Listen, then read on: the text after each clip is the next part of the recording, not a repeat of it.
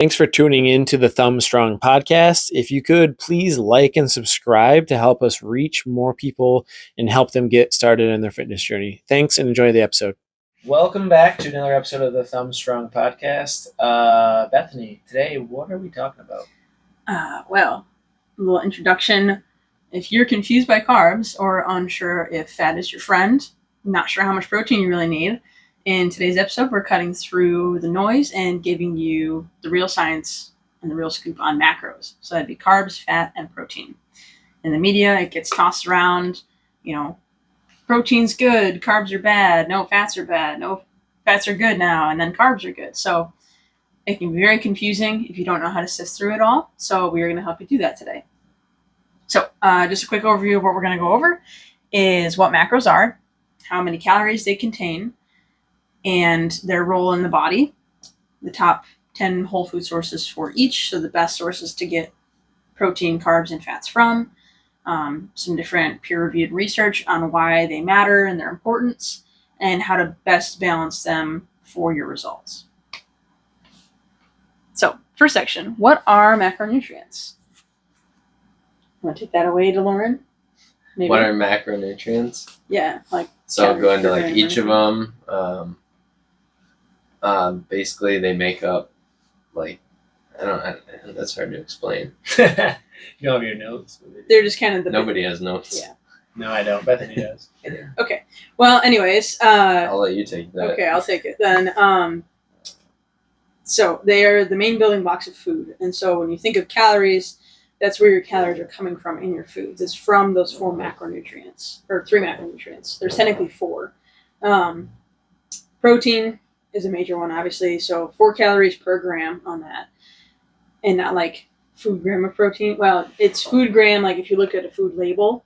So if there's 5 grams of protein in something, there's 20 calories coming from protein. Yeah. And so then there's carbohydrates, 4 calories per gram for those. So they're both the same as far as calorie goes. And then fats are 9 calories per gram. So fats are more calorically dense for a smaller amount. So think, peanut butters, oils, a couple tablespoons of oils is going to be a lot higher calories than a couple tablespoons or like the same size amount as something like beef or something like that. Yeah. So the 4th one, we won't really go over too much today, is alcohol. And alcohol is 7 calories per gram. So it's like if you look at the nutrition label on, like a Heineken or a Michelob Ultra. That's a good one because they say, oh, there's only 2 carbs per bottle or something like that. So it's like, okay, you do the math. If there's 2 carbs per bottle, then that would be 8 calories. But you look at the actual bottle and it's 90, some. It's under 100 calories. And so where those other calories are coming from is the alcohol in it. Yep. So, yeah. So, essentially, those 4, minus alcohol, I guess, but those first 3, they're required in large amounts just for our energy, for our growth, recovery, and just overall survival. Like, we need all 3 of those for survival. We don't need alcohol to survive. But yeah, so macronutrients are most of our caloric intake. There's a trace amount from micronutrients. And so the micronutrients are things like vitamins, minerals, phytochemicals, things like that, where we don't need large amounts of them in the diet. Just, enough to get by. But big breakdown. So the big culprit that most people think causes their, weight or fluctuations is carbohydrates. So we'll kind of dive into that next. Can you describe first, what is a calorie? Because I feel like people don't quite understand it. So, calorie is actually a measurement of energy. Yes. So, these macronutrients give us calories. So she just explained you get 4 calories per gram for carbohydrates, for protein, 9 for fats, 7 for alcohol. Calorie is a unit measurement of energy for the body. And so when we have way too much energy in the body, that's when we store it as fat, which is just essentially energy, right? Yes. So when you have way too much calories or energy, you store it. And so that's kind of what we're going to get into with all the macronutrients and why carbohydrates typically is the number one culprit of leading to probably weight gain, correct? So, are you talking? Well, I'm just saying that's what people think. They're Think like, it. oh, Yeah, it's they carbs, think, and I have to yeah. go on a low carb diet to Yeah. do Right. it. That's what I'm And- talking about, probably misconception. Yeah, it's a misconception. Well, obviously you'll get into it, but because it's the easiest thing for us typically to overeat on, and it's immediately kind of broken down into sugars, which is you can store it very easily, right? It doesn't take as long to break down and utilize as protein and fats. So, but anyways, yeah, go into why it's not. Yeah, I guess one thing to touch on yours, so with calories being, it's just a unit of measurement. It's not like an actual physical thing. It's just describing something. So when you burn carbohydrates for fuel, you get 4 calories per gram. So in that 1 gram of carbohydrate that you intake or eat, then you're getting that amount of energy out of it after digestion and everything like that. So that's essentially what the digestive process is doing, is there's stored energy in that food. That's why we call food as fuel. It's like, take it from like a car. You put gasoline in your car, that's the fuel. We have engines that then use the fuel, they compress it to then get more energy out of it, or extract the energy essentially out of the fuel. Same thing for us and food. But yeah, for carbohydrates, so these are sugars. So most people think carbohydrates are sugars. There's your starches, which is a little bit more complex. And then there's fibers in like fruits, grains, vegetables, and you can find carbohydrates in dairy as well and other products, but you'll break it down. Everything kind of falls into a sugar, a starch, or a fiber. And their role in the body, you're going to fuel your muscles, fuel energy, your brain, especially like your brain uses, I don't remember the exact statistic off my head, but it's a large amount of the amount of calories that you eat. A lot of the fuel is going towards powering your brain. We should probably look it up, but Yeah. it is a high percentage. Yeah. It's at least 25%. Yeah, something like that. Which is, maybe it's more than that. What's I thinking? Somebody whip their phone out. But I don't have a phone. anyways, Look it up. Do you want to So, look like, it up while we can? When you How much of the carbohydrates does your brain use for energy? That's what we want to know, right? yeah, or calories or something. But anyways, when you intake carbohydrates, your body breaks it down. Obviously, it actually starts digesting in your mouth with saliva. So saliva has an enzyme that breaks down carbohydrates. That's why if you took a piece of bread and you just let it sit on your tongue for a long enough time, it would start to dissolve and it starts to taste more sweet. And so that's like why you can taste it so early, and it starts to digest it there, and then finishes, going through the stomach, the small intestine, things like that. And that is then stored as glycogen in your muscles and your liver for, future use. Like you're going to go for a run or lift weights or something else like that. But if it's not being used and you eat more carbs than you need to store or to use, then that's when it starts to go into fat. It also helps to support hormone balance and your exercise performance. Like I said, carbs is what's stored in the muscle, and then that's what your muscle is going to use as readily available fuel to do that exercise. So carbs is our main energy fuel source, Yes. essentially. Mhm. Main fuel source. It's 20%, by the way. 20%? Okay, Yeah, you said 25, so yeah. The brain's 2% of your body's mass and it uses 20% of Calories. carbohydrates. Yeah. Yeah. In the form of glucose. So it needs a constant carbs, yeah. supply of glucose. Yeah, which is a simple sugar. That's why, that's a great reason why we can argue you do need carbs, because, otherwise that's probably why you would experience some cognitive function decline and mental fatigue. Yeah. Brain fog and stuff like that if you're not eating any carbs. Right. 100%. So yeah, benefits of carbohydrates is you do get some fast energy depending on the type that you're eating. Helps to support your serotonin production, so just helps regulate mood, and of course enhances your performance, your athletic performance and recovery with that. One thing to touch on with carbs is people tend to view carbs as just like one thing.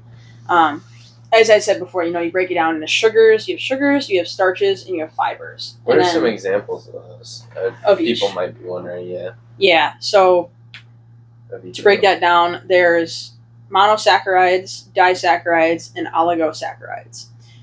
Very complex, but the mono is just like one type of think like fructose or sucrose or So like juice and anything just loaded with so a lot of candies and stuff like that are gonna be like mono, or is it can be. So they're both? Well, they have both. So sometimes those are disaccharides, so it's just like two, because they can like blend too. So there's lactose and fructose, sucrose, and so in a lot of things, so like fructose is where fructose comes from, and then people will turn that into high fructose corn syrup, or they'll combine it with other ones, and usually it's a ratio of it. So it's usually not just like one thing. And so, yes, when they say all carbs break down into sugars in your body, that's true. But if you're taking the rate at which you do it, yes, that's where it comes into play. So, like, if something is a monosaccharide, there's just one part, so it's like instant. And then a disaccharide, okay, you have to break that bond and then digest it. Then the oligosaccharides, they have multiple. It's just multiple. That's where they call it complex carbs. Yeah, so that's where your complex carbs are, or like fibers. So it's like fiber, some of it is soluble in your gut and some of it's insoluble fiber, which you don't actually digest the fiber. It just helps to move things. With the digestive system, digestive tract. Yeah. Move things along. Think soluble fiber is kind of like, it forms like a jelly. That's like your oatmeal. Like when you cook oatmeal, it's kind of like a gelish type of substance, or chia seeds or something like that. And that just helps to move things along easier. And then the insoluble fiber, think like roughage. So your green vegetables, things like that. That stuff, it kind of like brushes your intestinal walls. So it's like if anything's hanging out in there, potentially going to do some bad things. So it helps clean everything out internally. So that's the difference between those. And then with the complex versus simple carbs is like what you were saying with the juices, the candy, like all of that kind of stuff. It's really easy for your body to break down, which isn't necessarily a bad thing if like some people quick energy. Right, like somebody's blood sugar is crashing because they're diabetic and it's like, all right, we need to get some really quick sugar, or okay, I'm like recovering between this run, or like as we were doing the super long runs, like the half marathon, or for your marathon, right, you had simple sugars that you would take in through, whether beans or gels or something like that. And then for the most part, you want to be having most of your carbs through the complex source. So more of like potatoes, sweet potatoes, whole grains. Like the top 10 on this list is your oats, brown rice, sweet potatoes, quinoa, whole grain bread, bananas, berries, apples, lentils, butternut squash, things like that. Yeah. So all good stuff. More complex. They do have more fiber typically with all of those options as well, and more complex carbs, which just takes longer to break down. So it's not an instant hit. Mm-hmm. A lot of people experience like that sugar high, then a crash. Yeah. This will help avoid that crash because it takes longer to. So the starches would be, back to that, like the starches would be the potatoes, right? For example. Starchy carb, and vegetables. Yes. Yeah. And then what were the other ones again? So there's sugar, starch, fiber, essentially. Yeah, so fiber would be more. Wouldn't fiber be more the vegetables? Yeah, fiber's going to be. That's the thing, is like you can get starches and fiber from the vegetables, and then from fruit you can get sugar and fibers from it. But obviously it's not like sugar like a candy sugar. It's right. A little bit different. And then there's things that are straight sugar like pop or juice or something like that. And then there's starches and fibers are usually found together. Yeah, typically our food system just breaks everything down so much. So the analogy I like to use is the comparison between like an applesauce, and apple juice. So like your apple juice is literally stripped of like all the really good nutrients, the fiber, the vitamins and minerals that you would get. It's almost just pure sugar. So if anybody thinks like, oh, apple juice, that's got to be good, it's no different than pretty much just drinking pop. Yeah. Then you have your applesauce. You might have a little bit more of the fiber. Maybe it still has some of the vitamins and minerals that an apple would have, but it's not as good as just having the apple. And so with everything that we talk about, going back to just whole foods, for your carbs, your fats, your proteins is going to be the best bet. So the more natural source that you can get it from, obviously it's going to contain the most amount of vitamins, minerals, fibers, etc. Right? So that's just a good way to look at each of these types of foods as we talk about them. Yeah. Next one, fats, right? Or is it protein? Protein next. Cool. I like protein. Yep. So to break down protein, it is made up of amino acids. So that would be like a building block for proteins, for muscles, for repair, tissue repair, regrowth, everything like that. It's, has everything to do in your body with muscle, obviously, which is what people think of, but it also has to do with building your hormones, enzymes, immune health, and your neurotransmitters as well. So there's specific types of the essential amino acids that are used for things like the hormones, building different enzymes, things like that. So the role in the body, obviously, build, repair tissue. Also helps with like your hair, skin, nails, organs. Collagen is a very popular thing that people like to add to their coffee. And that one's supposed to be more directed towards hair, skin, nail, and bones. Tissues. Like tissues. I don't know how much that's supported, but the only reason I say that is because it's not a complete protein source. And so, just to explain that a little bit further, there's complete and incomplete protein sources. So complete protein means that it has all 11 of the essential amino acids, which means there's 20 total. There's 9 that your body can produce on its own, meaning that they're not essential. And then there's 11 that are essential. That means you have to take in them from your food to not be deficient in that. So people that eat meat or animal products, they have all the essential amino acids in them. Most protein powders do. And like vegan, even like the vegan or vegetarian versions do as well. Collagen doesn't. And same thing with like your branched chain amino acids. Branched chain amino acids only has 3. Which are the ones, more specific for the muscle growth pathway. But then you have essential amino acids, which is another supplement, that has all 11. So just being aware of like, there's the sources of your protein. It's not like, oh, you have to have meat to get your essential protein. It's just, if you're not eating as much meat or if you're vegetarian or vegan, then making sure that you're combining different sources. So it's the 3 sisters of a certain diet is rice, beans, and corn. And that combination gives you all of your essential amino acids. So there's usually just like different pairings that's recommended. So so like things like beans or lentils or corn, anything on its own, like by itself, it's not going to have a complete protein profile. But then once you combine it with other foods, then you'll get that complete protein in that meal. Okay. And so that's why, like, for different vegan proteins, they'll use pea protein and then they'll use brown rice protein, or, they use different like combinations to have that complete protein in their protein powders. Mm-hmm. Cool. Yeah. So,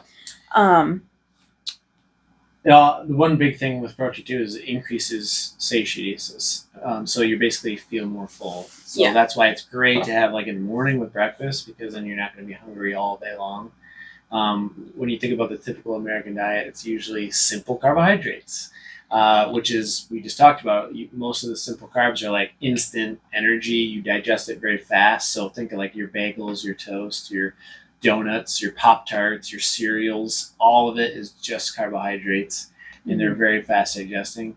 And that's why you'll probably find yourself really hungry, early on in the day.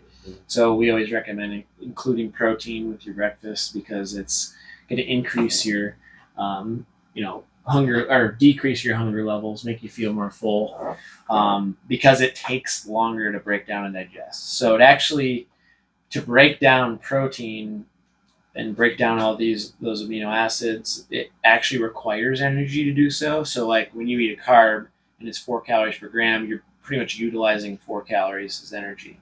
With a protein, you burn some of that just breaking it down. Mm-hmm. So you actually might only end up with 3 calories out of the 4 per gram or whatever it is, because you actually burn some while you're breaking it down. And that's why they recommend a high protein diet, because it supports fat loss, So I don't know if you want to go deeper on that, but that's just kind of like high level protein breakdown. Overview. Yeah, because it's essentially 25 to 30% of, say you have 100 calories of steak or whatever that you ate, right? So your body is going to use 25 to 30 calories just to break down that steak. Yep.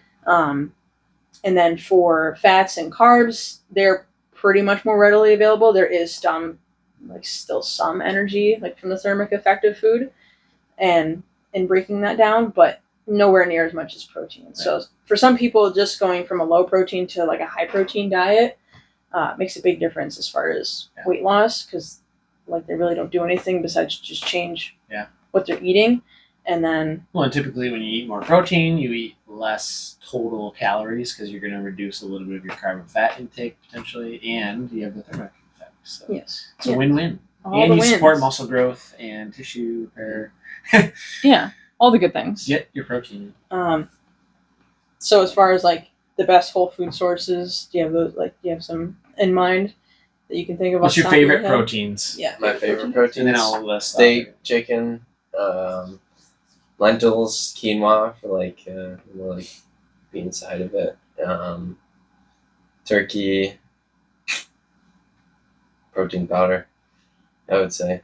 My number one is eggs for sure. Oh yeah, I forgot about that. Egg white is the protein. The yolk is more of the healthy fats, but eggs, number one on my list. And then your chicken, your steak, your beef. You got your fish, so you got your salmon, Greek yogurt. I do use protein powder every day. Cottage cheese is another good one. Tofu. Yep. Mm-hmm. What's your favorite protein? My favorite proteins. I eat a lot of chicken and beef. I do like fish, but sometimes it's kind of I don't know. Sometimes hard. If I air fry salmon, I do like that. I do like air fry salmon. Yeah. But sometimes if fish isn't cooked right, then I don't like it. Right. Greek yogurt, I love adding that to different things. But yeah, I did protein oats this morning, so I added protein powder to my oatmeal. And then cottage cheese. Cottage cheese, you can make a lot with it. It's pretty good. But I do I've been trying more of the plant-based proteins and stuff like that, more lentils and chickpeas. Doing the black bean burgers is actually pretty good. I was kind of surprised. I've had those before. Yeah, they're pretty tasty. There was another one I tried that was not good though. I don't. I'm gonna try the tofu. I tried it a long time ago, and I thought it was really weird because it tasted is really weird. The texture was like a sponge, and I'm and I couldn't get over it. But I think if I air fry it, it'll be okay. Yes. And I got super extra firm tofu, super duper firm, and I think that's gonna make a difference. Mm-hmm. The other stuff was MSU food cafeteria stuff, so probably was not the best quality stuff. So yeah, try some more protein foods. And then fats. This one underrated. Underrated? I think. I feel like it's coming back more now. Yes. For a long time, people thought fat was bad. Yes. Fat made you fat. Yeah, they said that, or eggs were bad or whatever. Yeah. To be fair, people do get more saturated fat than they're supposed to in their diets, which can lead to heart disease and other things like that.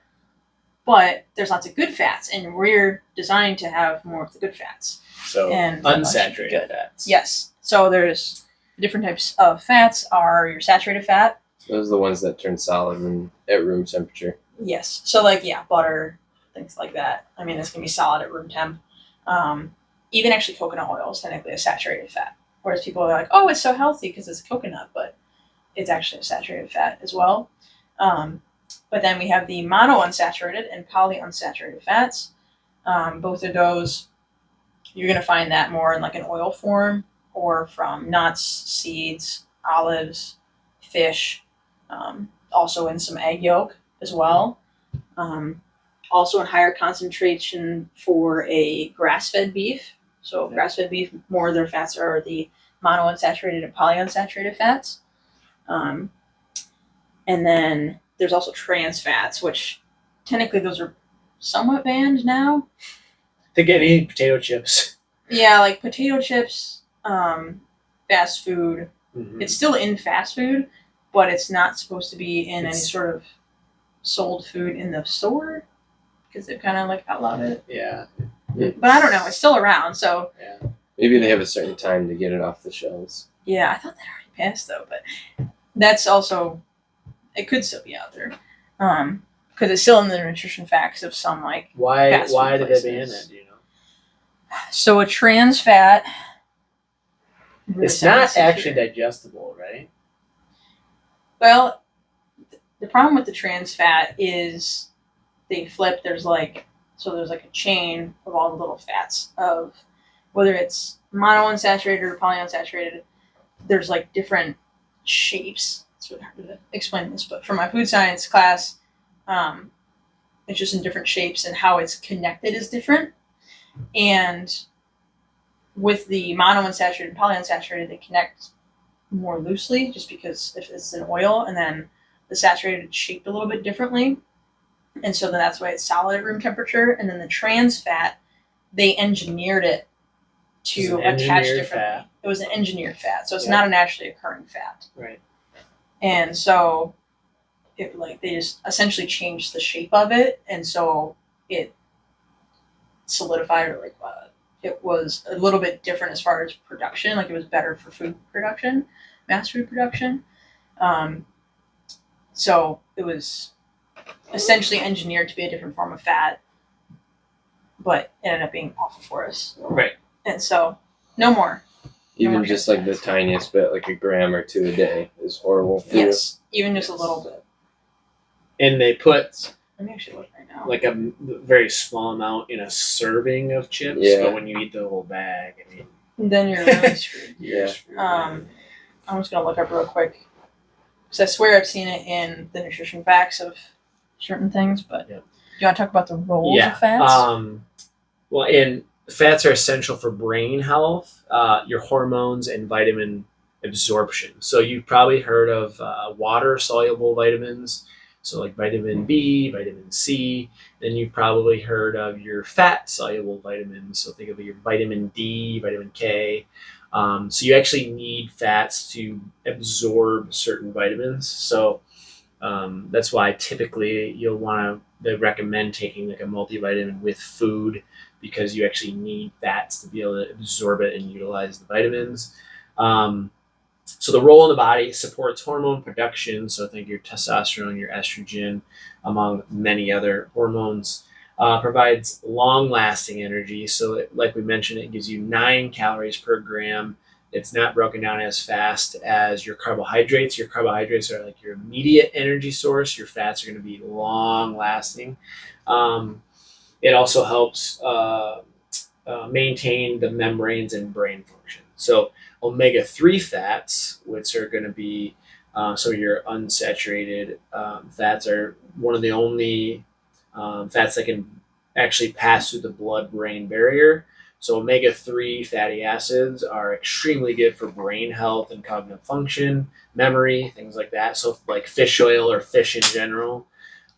That's what fish oil is, right? Like Yeah, that's it's why people omega-3s. take Yeah, fish oil. EPA, DHA are one of the only 2 nutrients that can actually pass through the blood-brain barrier. So that's why it's so beneficial for us to be taking that. But yeah, and then obviously, as I said, it just helps absorb those vitamins better, so our body can utilize it. So we do need fats. Definitely need fats. Something else I'll say, like with with omega-3s especially, and unsaturated fats, healthy fats, they do help with like your joint health. So a lot of people with our current diet, with highly processed foods and foods with a ton of added sugars, it produces a lot of inflammation in the body, so a lot of joint aches and things like that. So the more healthy fats you eat, that's actually to help reduce that inflammation and help your joints feel better, things like that. So that's one reason that a lot of people like fish oil. For example, I've noticed a difference taking fish oil every single day with my knees and stuff. They just feel better. Think of it like a lubrication. Healthy fats is like the oil for the engine of the car, whereas the gasoline is like obviously the fuel to make it burn, make it run. That's like the carbohydrate. The fats, think of that like the oil. Like you have to have that to lubricate all the parts to make sure the engine doesn't break down, right? So, yeah. Would you find what you wanted to find? Yes, I found what I wanted to find. So, to clarify a little bit, so there are actually natural occurring trans fats in things like meat, dairy products, and butter, like even sometimes in eggs. But it's very small amounts, and the natural trans fats isn't, like, compared to the artificial stuff, way different. So since 2018, they've removed trans fats from most foods. It still might occur in things that are deep fried. So it somehow can like turn the fat into that. But check the labels for, 'cause even if it says trans fat 0 grams, if there's partially hydrogenated oil of some sort, then it's got a trans fat in there. So partially hydrogenated oil. So stay away from hydrogenated oils. Yeah. So like just fried foods, your baked goods, snack foods, frozen and packaged foods, sometimes like baking ingredients like shortening or margarine, different frostings, or like even non-dairy coffee creamers. Yeah, can be part that's of a good idea. We could kind of touch. Maybe we could do it at the end. Just kind of touch on the actual label, like what to look for on labels, because it does break it down. Like even with the carbs and the fats. So like on carbs, you'll see total carbs, then you'll see the fiber. Okay, we want to see the fiber content. But with fats, try to limit the amount of grams of saturated fats. You want unsaturated fats. And it should break down and say like poly and monounsaturated fats and see how much is in there. And obviously you want to avoid trans fats as well. So it should break all that down on the food labels for you. Yeah. So when you're looking at foods, don't just trust the front of it, the marketing part of it. Look at the actual label on it and see what's in there. Yep. Did you go over the top fat sources? Top fat sources, we did not go over that yet. Okay, so we told what to stay away from. Good things to eat more of are avocados. It's a plant. It's green, so it means it's healthy. There's extra virgin olive oil, so a classic one. I also don't cook super high temperatures with extra virgin olive oil because it turns like toxic or something. So that's great for like salads, or if you're doing something like cooking with it, then it's okay. But don't like extremely heat it. Do you have a recommendation for like if you were to spray your pan or avocado oil? Avocado oil. Because it's very neutral. It doesn't have any like coconut oil has more of a taste to it, but avocado oil does not. It's a very high smoke point. Which just basically means that it can get to a higher temperature before it starts to smoke and change and do bad things. Is that like when they say when you're cooking a steak and it gets really crusty on the outside, it turns into like a carcinogen? Well, you want the crust, but... Have you heard people say that though? No. I wonder if that's the same thing with the olive oil. When something's black, yeah. Yeah. I think it's crazy. When something's burnt, it's technically... Yeah, if it's burnt, it's crazy, it's but I saw people saying that it's bad for you and you should cut it off. Blackened steak or Yeah, just cook a steak normally. It's okay. Almonds, nuts and seeds. Yeah. Chia seeds, walnuts, black seeds.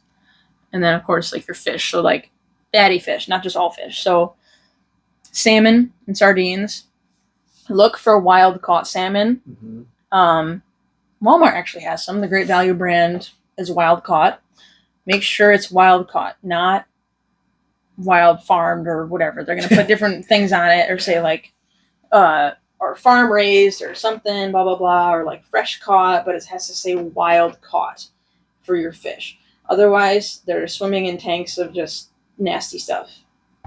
It's really gross. And so you don't want to eat that or put that in your body because that fish was most likely sick, and their fat, like the quality of their fats are going to be just next to nothing compared to an actual wild salmon. Yep. Eggs are on there. Yeah.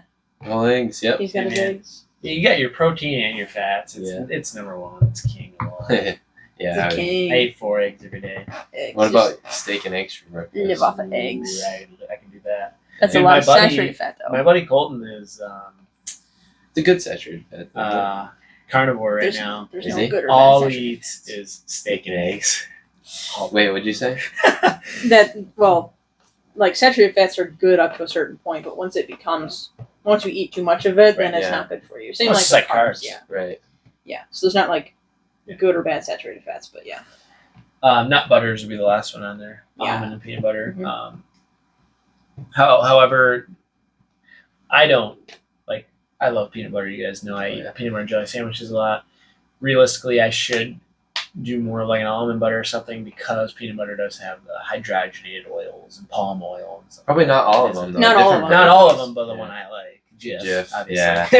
Jif Natural. Does it but have that actually? Yeah, It has palm it's oil. got Oh, palm man. oil and hydrogenated oils. Yeah, Just gotta go to That's- almond. which is Good technically stuff. good for you. But. Yeah. So how to balance your macros. So this is kind of wrapping things up. If you were to like kind of measure things out, like MyFitnessPal is a great tool. You can put everything you eat in there, scan a barcode, and it's going to tell you like how many grams of protein, carbs, fats, vitamins, minerals, calories, everything in there. 30 to 35% of our intake of calories should be protein. 40 to 50% carbs for that energy, and then 20 to 30% on fats. And obviously this will, fluctuate and stuff. Honestly, when we coach clients, the fat and carbs, you want to have both, but it's not as particular as people think it is. It's really more the total calorie intake and the protein intake is the two numbers that we care the most about. Mhm. Would you agree? Yeah. But just to kind of give you that high level recommendation, I guess, on what to get from each of those. But obviously, as we mentioned, prioritize whole foods over those processed foods. The more processed it is, typically the more saturated fats you're going to get, or the more simple carbohydrates you're going to get, the less nutrients and vitamins and minerals and fiber you're going to get with the more ultra processed foods and things like that, right? It's stripped of the healthy stuff and has more of the unhealthy stuff. Try to have a source of protein, carb, fat with each meal. So like the pick one plan that we give all our clients as just a helpful guide, the whole idea is to pick a protein from the list, pick a carb from the list, a fat, and then typically include a vegetable. And that's what you pick and you create a meal out of it. So if you could have 2 to 3 meals with food from each category, and preferably as whole food as you can get, or as healthy version of that as you can get, you're going to be in really good shape. Try to include fiber and healthy fats to stay full and satisfied. Obviously, protein also we've talked about helps with that, staying satisfied as well. And avoid extreme macro restriction. So don't go 0 carb or 0 fat. For the majority of people, it's not going to work out long term. I ask myself, because there's a lot of fads out there, there's a lot of keto and all this stuff is obviously very popular. Ask yourself, can you do this forever? And if you can't answer that, or if you can't stick to it, I wouldn't try it. Yeah. I would just try to make small changes, like we always recommend. Make small improvements, stick to a habit for 90 days. Next thing you know, in a year or two, you've got 4 to 8 new habits with healthy foods or whatever you're doing to help you. So that's my recommendation on it. Mm-hmm. Fast facts. Beth, do you want to go over these? Just kind of recap everything? Yeah, just real quick. Essentially, remember 4 calories per gram for carbs. It's for quick energy. It's not the enemy. It's to fuel your body and your brain. And then for protein, 4 calories per gram. It helps with structure and repair of the body. It's probably one of the biggest ones to focus on to maintain muscle and lose body fat and for body composition. And then your fats, still important, really good for your hormones. And then, include sources like avocado oils, nuts, things like that. And then just make sure that you prioritize real food first. Yeah. Cool. Yeah. All Overall, right. macros don't need to be overwhelming. It's just once you understand what they are, what they do, where they come from, you can make more informed choices than listening to the squabbles back and forth on the internet of what's evil or what's good or what's bad. And just know that if you're having real food and you're making sure that you're balanced, then you're going to be covering all your bases with that. Yep. And then to start looking at food labels and seeing, reading and kind of educating yourself and figuring out, okay, what foods have more unsaturated healthy fats, what foods have a lot of saturated fats, what foods are more complex carbs or have more fiber in them, what foods have a lot of added sugar. So they actually, what's great with food labels now is everything has sugar and then it has the amount of added sugar. If it's got 20 grams of sugar and it says 15 added, you probably don't want that. If it says 10 grams of sugar, 1 gram of added or 0 might be a better option, right? So just start reading the labels on things is super, super important. Try to find more whole food or just better options. And then I also tell people to look at the number of ingredients and then also try to read the ingredients. And if there's like 5 or 10 ingredients that you can't even pronounce or don't know what they are, might not be the best option. Try to find something that has the least amount of ingredients you could find and things that you can actually pronounce and recognize. That's also just a good tip for when you're grocery shopping. So, yeah, hopefully that was helpful. Anything else you guys want to? Nope. Okay. We're out of time for today. Yeah, we're out of time for today. So hopefully this was helpful. And good luck with your macronutrients and your nutrition moving forward. And we'll see you in the next one. Stay healthy. Bye.